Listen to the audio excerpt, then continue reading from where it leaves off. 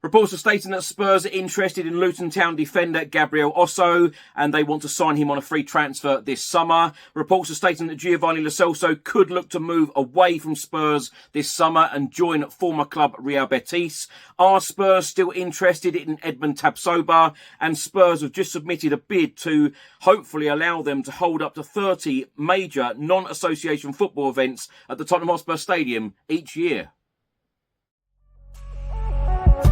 Chris Cowlin. Fan cams. Club news. Transfer news. Match previews. Legend interviews. Spurs women. Press conferences. Covering everything Tottenham and England.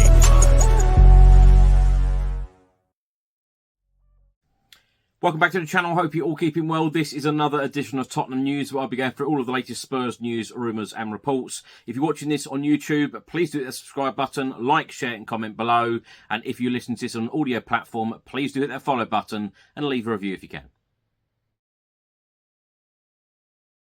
So let's start by talking about the Premier League fixtures for this coming week. Of course, Spurs are next in action this coming Sunday against North London rivals Arsenal at the Tottenham Hotspur Stadium, 2 p.m. kickoff. Arsenal will be in action, though, before that date.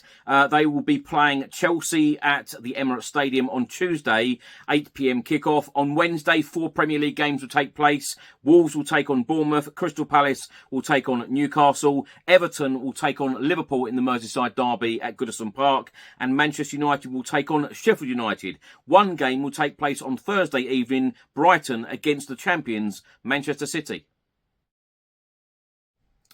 Now, last summer, Tottenham Hotspur were heavily interested in Bayer Leverkusen centre-back Edmond Tapsoba. Well, Italian journalist and transfer expert Fabrizio Romano has been talking about the centre-back again, and there is lots of speculation with clubs interested in the defender.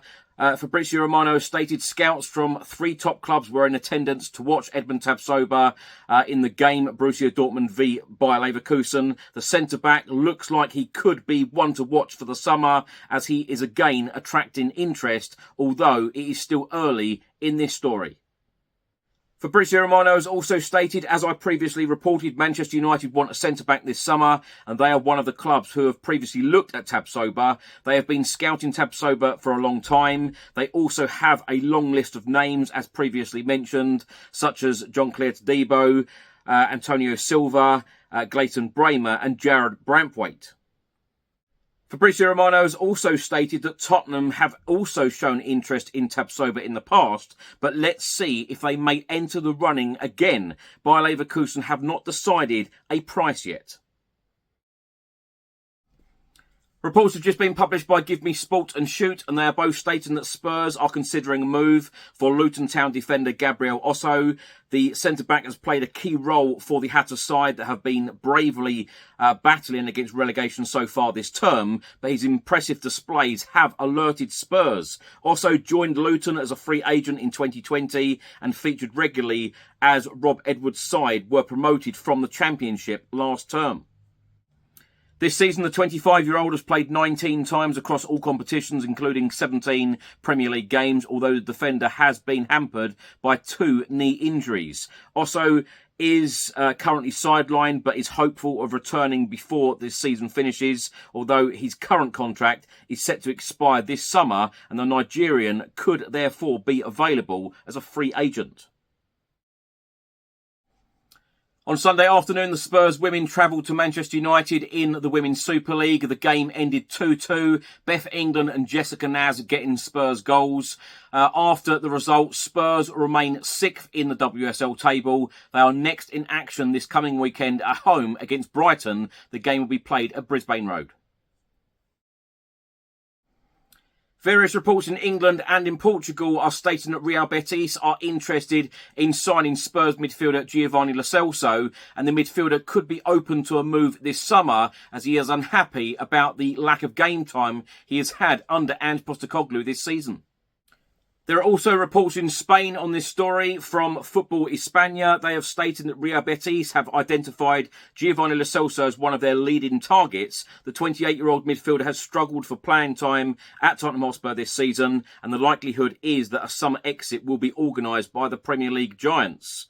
It also then goes on to say that Lo Celso spent the 2018-2019 season on loan at Real Betis and ended up signing permanently in the summer of 2019. However, he was loaned out to Spurs later in that window and then he signed for them on a permanent deal. Now a return could be on the cards. Now, Tottenham Hotspur Football Club have just submitted a bid to the local council, Haringey Council, asking for permission to increase the number of non-football major events each year from 16 up to 30 major non-association football events. Now, my thoughts on everything in this episode. Let's start by talking about midfielder Giovanni Lo Celso. It sounds like he's frustrated again because he's not getting a lot of game time. But I tell you what, I've been a big critique of Giovanni Lo Celso because I don't believe that we have seen a lot of him since his permanent move to the football club. Yes, he's had a lot of injury problems. Yes, he's worked under various different managers. But I would say that we have probably seen the best football he's played under Ange Postecoglou. It is just a shame that we haven't seen enough of it. Who is to blame for that? I don't know. Ange probably should have been playing him a little bit more recently. Certainly from the sub bench, probably should have given him a lot more minutes. He has had a lot of injury problems at the football club. Personally, for me, I think that we need to cash in on Giovanni Lo Celso. I know a lot of people will probably be shouting now saying, he's a fantastic player. He is a fantastic player. And I think he will be a fantastic player for a future team. I can't see him being a fantastic player consistently for Tottenham because we haven't seen it. I think that the time is up for him. I think that it will be better all round for Ange and Tottenham Hotspur Football Club that Lo Celso moves on. We get a good amount of money in. Ange then reinvests it into players that he chooses and who he believes that will take Tottenham to that next level. And I think that Giovanni Lo Celso, he obviously wants to play regularly for his country, Argentina. He obviously wants to play regularly for, his club. It must be frustrating when you're going off playing for Argentina. You're playing alongside the likes of Lionel Messi, one of the best players in the world, if not the best.